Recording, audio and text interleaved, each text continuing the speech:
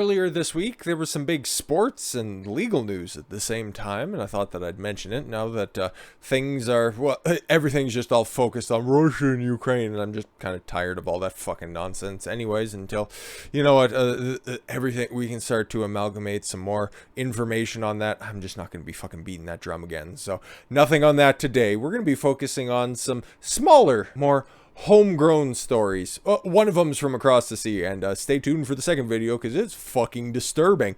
But what we have here is something equally, from a legal perspective, okay, just as disturbing as the U.S. women's soccer reaches a $24 million agreement in equal pay dispute because, god damn it, those women in that, what, 1/3 full stadium, and that's at the 2019 World Cup final, okay, they deserve just as much money as the men's team because they make just as much money as the men. They should be paid as much as the men. Oh, okay, cool. This isn't driven by greed or anything like that, of course. I can't even keep a straight face.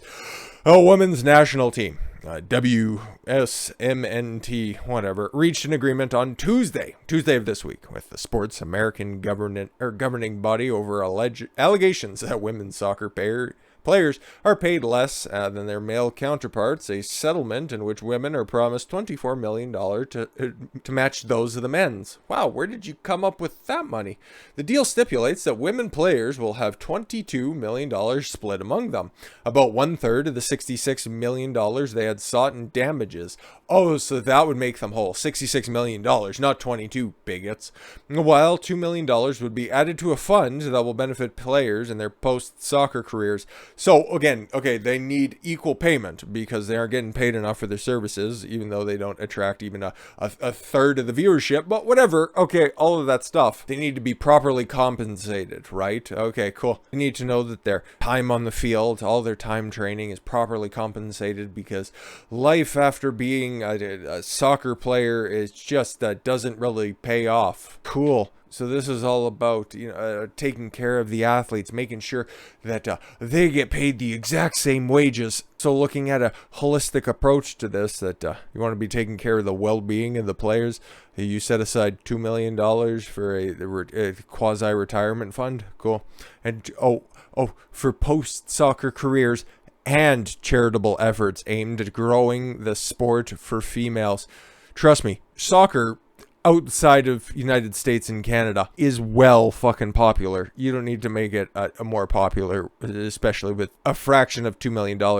Each player will be able to apply for up to $50,000 from the fund. Cool. We are pleased to announce that contingent on the negotiation of a new collective bargaining agreement, we have resolved our long-standing dispute over equal pay. Sure. And proudly stand together with a shared commitment to advancing equality in soccer. Like it says here, something that's very important to point out, it's contingent on the new collective bargaining agreement. So they have to negotiate with the men's team, okay? Because where does this money come from? Like the profitable men's team, the team from America that people actually watch, that one. The one that actually competes in a competitive environment when it comes to the World Cup and will be very shortly, because isn't the World Cup this year? I don't pay attention to fucking run kick. United States women's national team players have achieved unprecedented success in a field of, 4 teams? Let's be honest. While working to achieve equal pay for themselves and future athletes, it said, adding that getting to this day has not been easy. There's a lot of assumptions being made in this, but we're going to continue.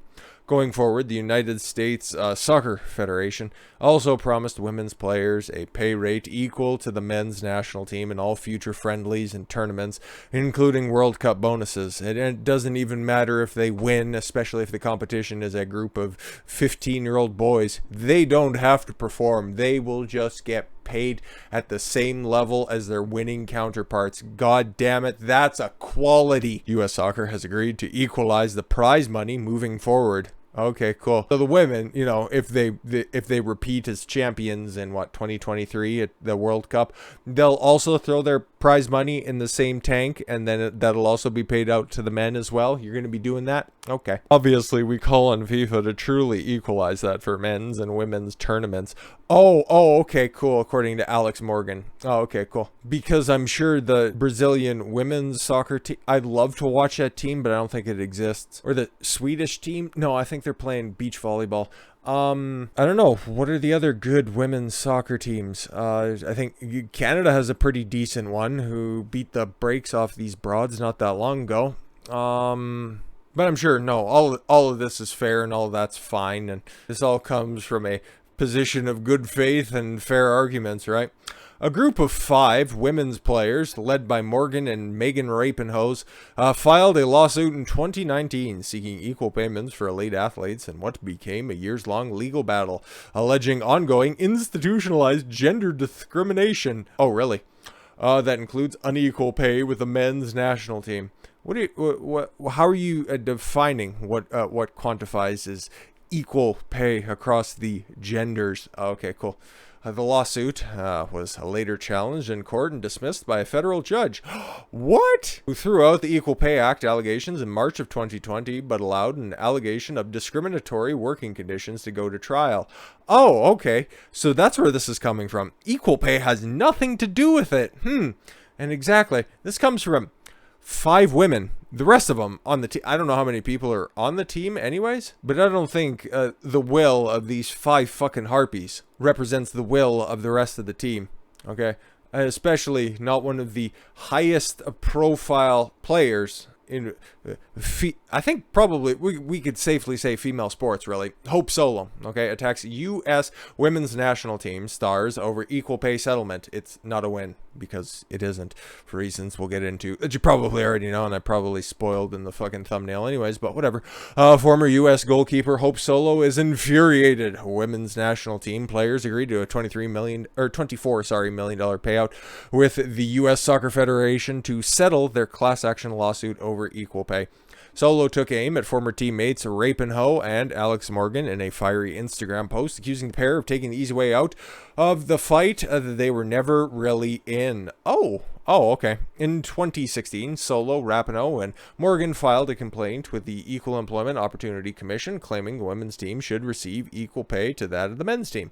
They were later joined by Carly Lloyd and Rebecca Sauerbrunn. Oh, okay. 6 years ago, we started the fight for equal pay, something I'm very proud to say I led in pushing to bring on new players. A new Players Association director, Rich Nichols, someone I would truly fight, who would truly fight for us and give us the tools to challenge the federation that marginalized us for decades. His strategy to file the EEOC complaint was the boldest action any team had ever taken. It wasn't an easy ask of anyone, and at the time, the decision went against the wishes of other players in the team, now being called leaders of this fight. Sure, you can call them leaders. Nobody still cares. Throughout this entire process, Rapinoe and Morgan were the 2 most agreeable with the Federation, and to this day continue to accept the terms that are nowhere near what we set out to do. They both know this is not a win, and they know it's an easy way out of the fight that they were never really in. Or maybe the fact that they realized that certain findings from 3 fucking years ago found out that, there actually wasn't equal pay in soccer. I know, right? Shocker. In fact, the women were getting more money than the men were. Not shocking at all. So what exactly were they fighting for? Just a bitch and whine and get a free payout. But here's one of the many old articles that would just easily disprove the equal pay argument. I know we live in an era when everyone wants to be a victim and facts don't matter, but notwithstanding the sad trend, I continue to fight the good fight and bring you the facts instead of feelings. And the fact that the soccer pay dispute is pretty staggering. You recall that the women have claimed that they are underpaid, and they've actually tried to sue to get equal pay with the men. Most of the mainstream media has leapt on this argument, embracing the idea that the U.S. women are horrible victims of a sexist and misogynist sporting culture. The United States women have also fed this narrative by constantly arguing they deserve equal pay to the men. Only, plot twist, it turns out to be far from being underpaid. The U.S. women are actually paid more than the men's soccer team.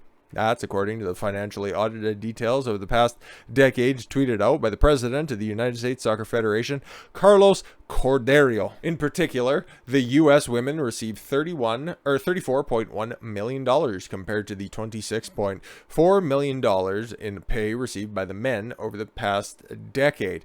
This means women received 56.4% of all pay compared to the men receiving 43.6% of the money.